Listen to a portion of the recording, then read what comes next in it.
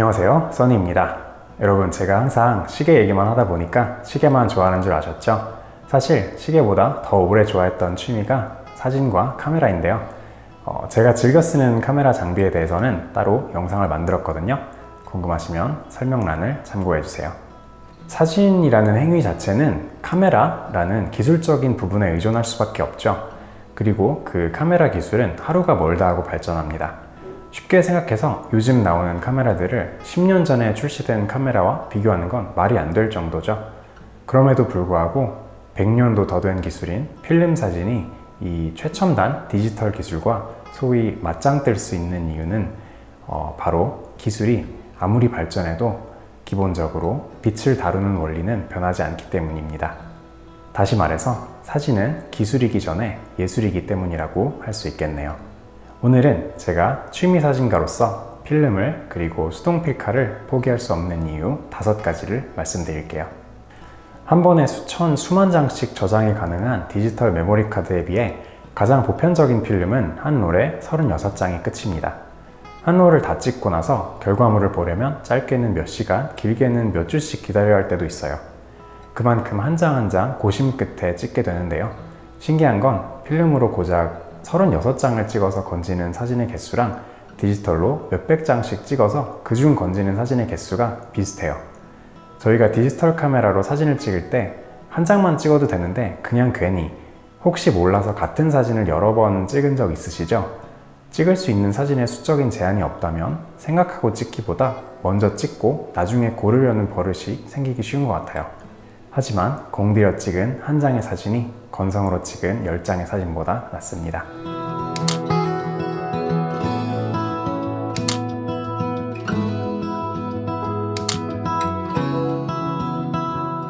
요즘 사진 찍는 사람이라면 누구나 하는 게 있죠. 뷰파인더 확인하는 거요. 처음 필카를 사용해 보시는 분들이 막상 찍고 내려다보면 아무것도 없어서 엄청나게 당황하고 막막하게 느껴지는 부분이라고들 하죠. 처음에는 잘 찍어 놓고도 분명히 왠지 사진이 망했을 것 같은 느낌인데 사실 그렇지 않아요. 물론 어느 정도 연습은 해야겠죠? 오늘날 우리는 빛에 대한 이해 없이 셔터를 그냥 누르기만 해도 잘 나오는 카메라들에 너무 익숙해져 있어요. 하지만 수동식 필카의 경우는 절대 카메라가 내 역할을 대신해주지 않습니다. 셔터 속도, 감도, 조리개, 초점, 그 외 기능은 하나도 없어요. 가끔 노출계가 있을 순 있죠. 사진을 찍을 때마다 모든 설정을 내가 직접 조절하기 때문에 만약 사진이 이상하게 나오면 그건 100% 내 잘못인 거죠.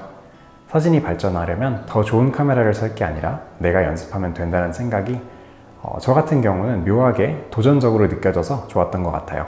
처음엔 막막하게 느껴질지도 모르지만 금방 적응됩니다. 본인도 모르게 그냥 길을 걸어갈 때도 머릿속으로 피사체와의 거리를 계산하거나 실내로 들어간다든지 주변 환경이 바뀔 때마다 주변 광량에 대해서 생각하고 있는 자신을 발견하게 될 겁니다. 이미 언급했지만 필름으로는 사진을 찍고 바로 확인할 수가 없기 때문에 모든 게 내가 의도한 대로 찍혔는지는 알 방법이 없습니다. 누가 눈을 감았을 수도 있고 사진이 살짝 흔들렸을 수도 있어요. 하지만 그 완벽하지 않은 순간마저도 내 눈앞에 있었던 것은 변함없는 사실이고 그 찰나 역시 다른 그 어떤 순간만큼이나 돌이킬 수 없는 소중한 순간이었던 거죠. 필름을 쓰면서 저는 이 완벽하지 않은 순간들을 버리는 사진이 아닌 똑같이 소중한 순간으로 여기는 걸 배우게 된 것 같습니다. 디지털 카메라도 좋지만 전자회로가 들어가지 않은 기계식 카메라와 빈티지 렌즈에는 그만의 매력이 분명히 있어요. 기계식 카메라들은 심지어 배터리도 필요 없죠. 제가 기계식 시계를 좋아하는 이유랑 비슷한 이유인 것 같아요. 하지만 오토매틱 시계는 쿼츠나 디지털 시계보다 대체적으로 비싸죠.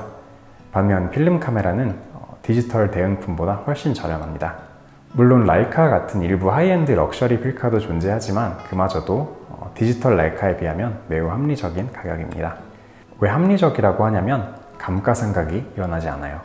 디지털 기기는 사놓고 1, 2년만 지나도 중고가가 훅 떨어지는데 필름 바디나 수동 렌즈는 상태만 그대로라면 가치를 유지하고 어떤 경우에는 중고가가 오르기도 하죠. 이 카메라 같은 경우도 지금 중고가가 제가 샀을 때 2배 정도 하는 것 같아요. 이러니 1, 2년에 한두 번만 쓰더라도 전혀 방출할 이유가 없네요.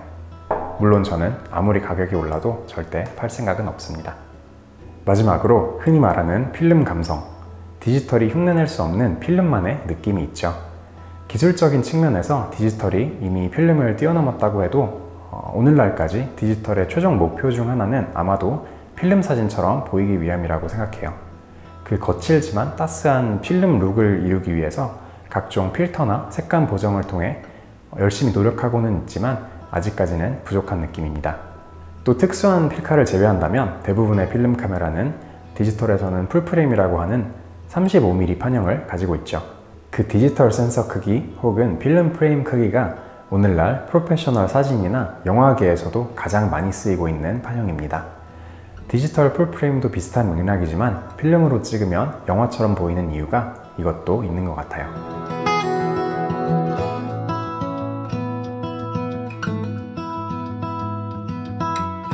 제가 필름을 사랑하는 이유는 여기까지입니다.